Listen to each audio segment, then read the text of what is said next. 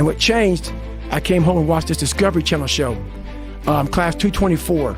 I came home from Steak and Shake. I sprayed it down last, get a big old large 42-ounce shake, walk across the street and get a box of mini donuts from 7-Eleven. And I would drive home for 45 minutes.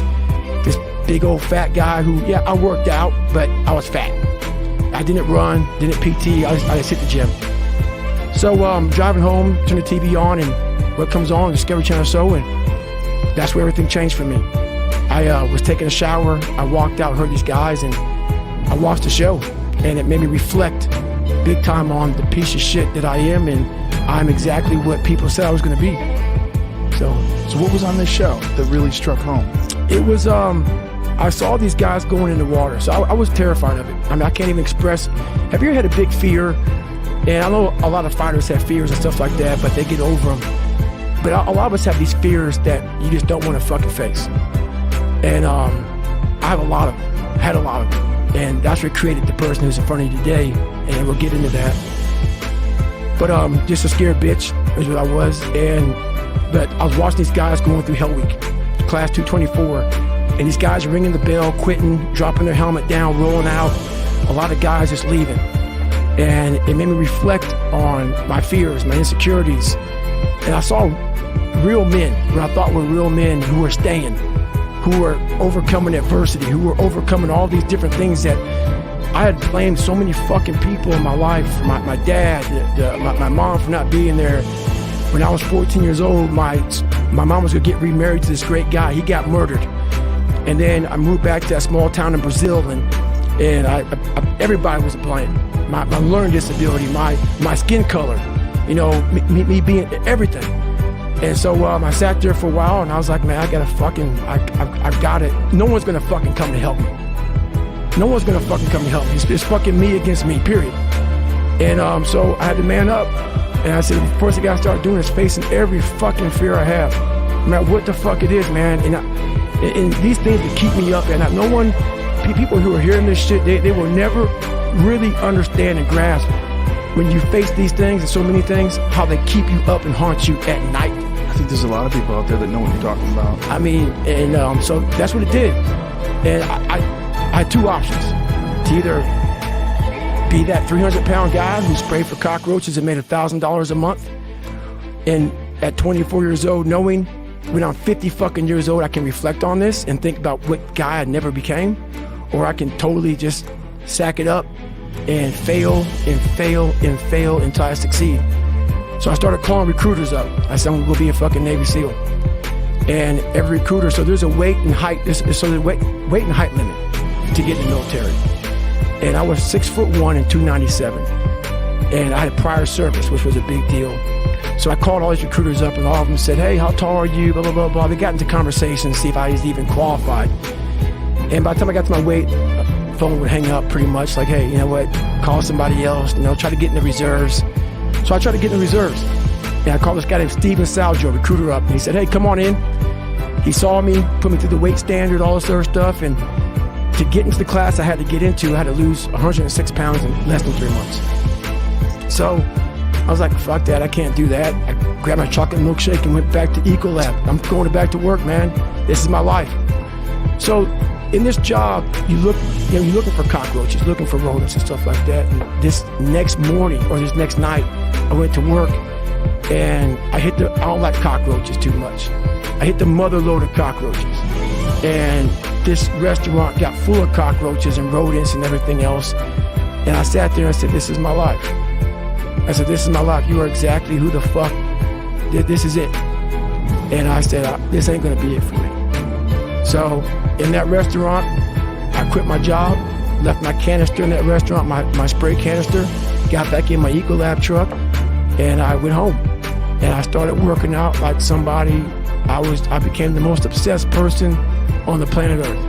And I was basically, I had to invent a guy that didn't exist. I had to invent a guy that can take any pain, any suffering, any kind of judgment, be called nigger, be called whatever the fuck in the world, and be able to stand in the fucking room and say, go fuck yourself. I had to build this callous mind, and I built it through suffering. I built it through downright fucking just crushing myself. If it was raining outside at 3 o'clock in the fucking morning, if it was snowing, the first instinct is don't go out there and do shit. My instinct was, we gotta fucking go out there. Anything that was fucking horrible in my life that I would normally say no, that was inhumane to most people, I had to go do it. And I started callousing my mind at this point in my life. And I lost the weight. And I went back to recruiter. I got into that class and I went through 3 Navy SEAL Hell Weeks in 1 year. Only guy to ever be in 3 Hell Weeks in 1 year, to my knowledge. The first one I didn't make it through, the next 2 I did. And that I just didn't, I didn't stop anymore from there. And I started realizing through this process that the fucking mind is what you created. And I started opening different doors that I didn't think were even there, that I didn't think even existed. And the more doors I opened up, the more I started realizing that my potential is damn near endless. And it changed my whole mindset. So I went from David Goggins and I created Goggins. And that journey is a priceless journey that is hard for me to even explain to people because it sounds so quick and easy. Like I just lost this weight and I went through 3 Hell Weeks, I went to Ranger School, went to Delta Force Selection, whatever it is. It was brutal. It's a brutal journey every fucking day. And if everybody goes, well, are you happy?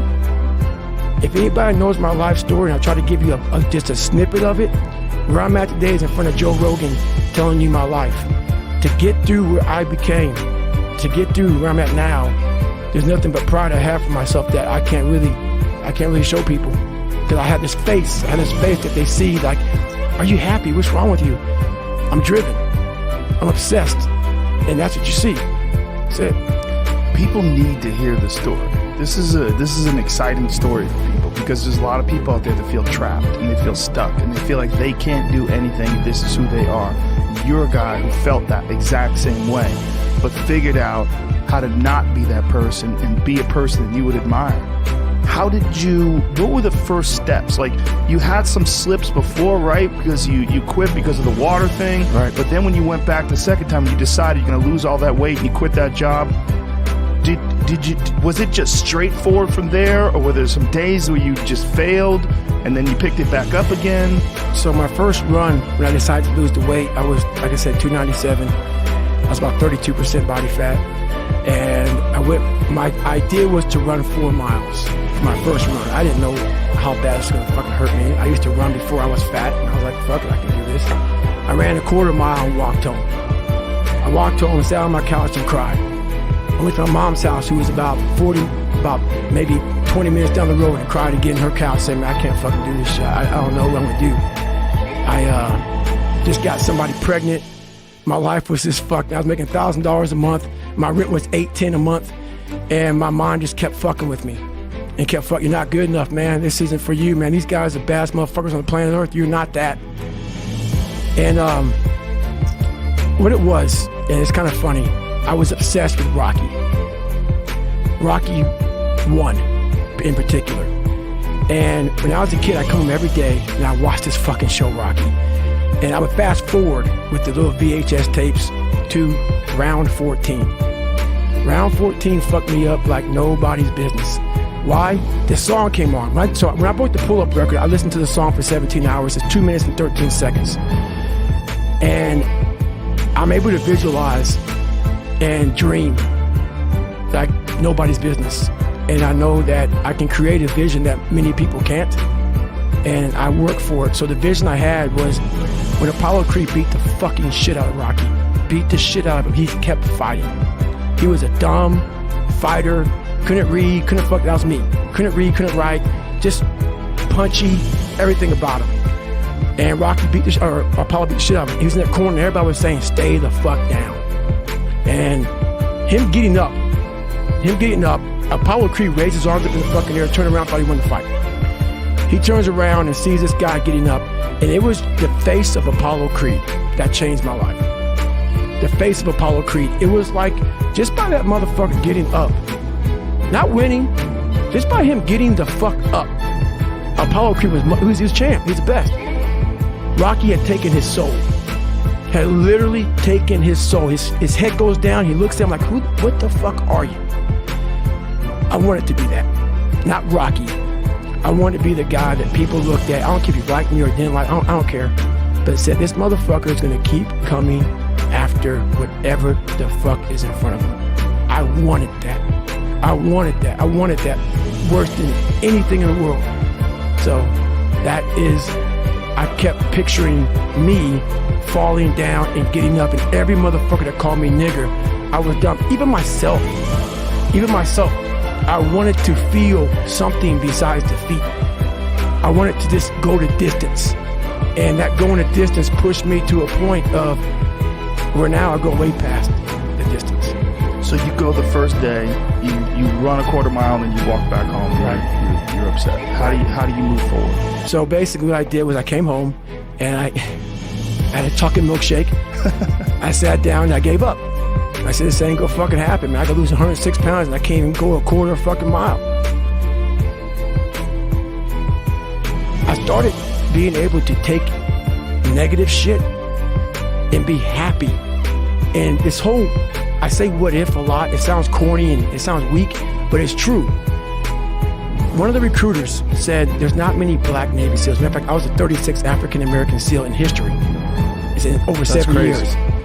Because the fucking water, you know. Right. I mean, people get mad at me. It's fucking true. Just get over it. And so I was like, man, what story would it be if my fucking fat, dumb, lying to be friends with people, insecure ass can overcome this shit?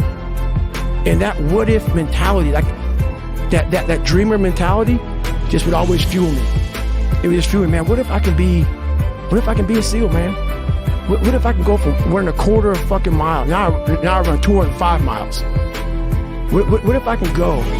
What if I can go? And what if, how would that feel if I'm graduating? Because I look at the graduation thing I was talking about, 224, like the video I sat down and watched. This commanding officer stood up and he said to the graduation, guys who are graduating buds, like 18 of them, he said, we live in a society where mediocrity is often rewarded. And he went on to say something about these men detest mediocrity. And I wanted to be a man that detests mediocrity.